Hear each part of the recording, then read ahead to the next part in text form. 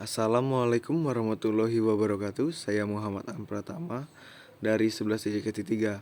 Jadi tema saya kali ini adalah penaklukan sejarah ke Konstantinopel pada tahun 1453. Konstantinopel sendiri adalah kota yang dibangun Kaisar Romawi Timur pada 330 Masehi.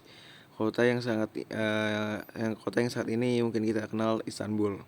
Letaknya yang sangat strategis yaitu di antara batas Eropa dan Asia. Di darat dikenal sebagai salah satu jalur sutra, di laut berada di antara Laut Tengah dan Laut Hitam. Penaklukan Konstantinopel sendiri dimulai pada 6 April 1453 Masehi di bawah pimpinan Al-Fatih atau Sultan Mehmed II. Pasukan Utsmani berjumlah 150.000 dan dilengkapi dengan senjata-senjata raksasa seperti meriam basilika yang dibuat dengan teknologi terbaru pada masa saat itu. Sultan Mehmed II terkenal mahir dalam melakukan strategi perang urat syaraf, yakni strategi mengepung musuh seperti perang wujud aslinya dengan memainkan efek psikologis pada musuhnya. Pada saat itu, seni berperang sepertinya merupakan sebuah inovasi baru yang belum dikenal sebelumnya. Melansir pada web The Ottomans, berikut adalah sejarah penaklukan Konstantinopel oleh sang penakluk pada 1453. Konstantinopel sendiri ditaklukkan oleh tentara Ottoman di bawah komando Sultan Mehmed II pada 29 Mei 1453. Dengan penaklukan ini menjadi sebuah kekaisaran dan menjadi salah satu kerajaan yang paling kuat. Sultan Mehmed II juga mendapat gelar sang penakluk yang ditambahkan pada namanya meski masih berusia 21 tahun. Meski usianya masih muda, Sultan Mehmed II sudah mulai mempersiapkan pengepungan ke Istanbul. Ia ingin menjadi panglima sebagaimana Nabi Muhammad menyebutkan penakluk Konstantinopel. Bunyinya seperti berikut. Suatu hari Konstantinopel akan ditaklukkan.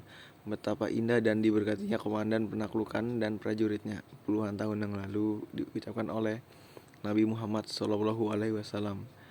Konstantinopel telah menjadi kekaisaran selama bertahun-tahun. Kota itu dibombardir oleh tembakan meriam yang dirancang oleh Mehmed II sendiri.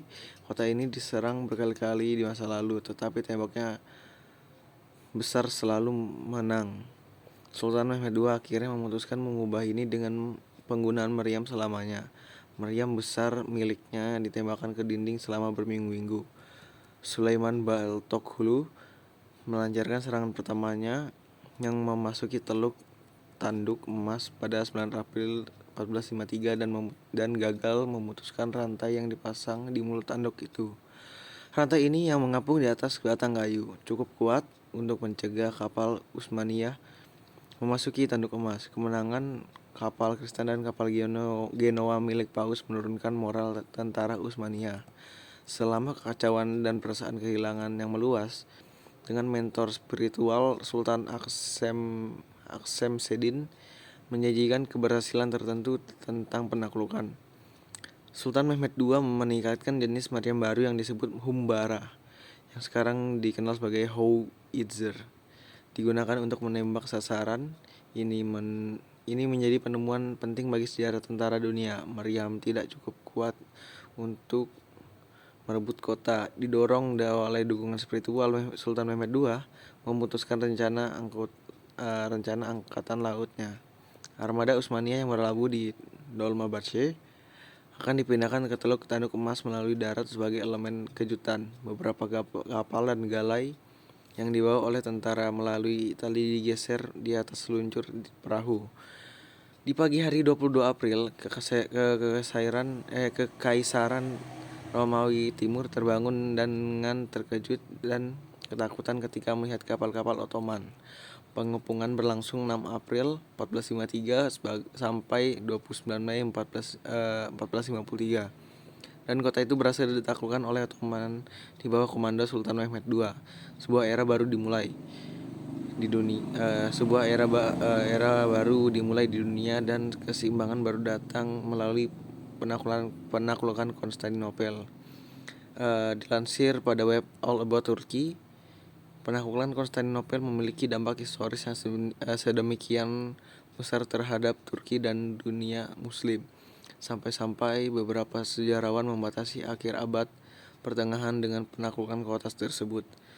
Sekian dari saya, terima kasih.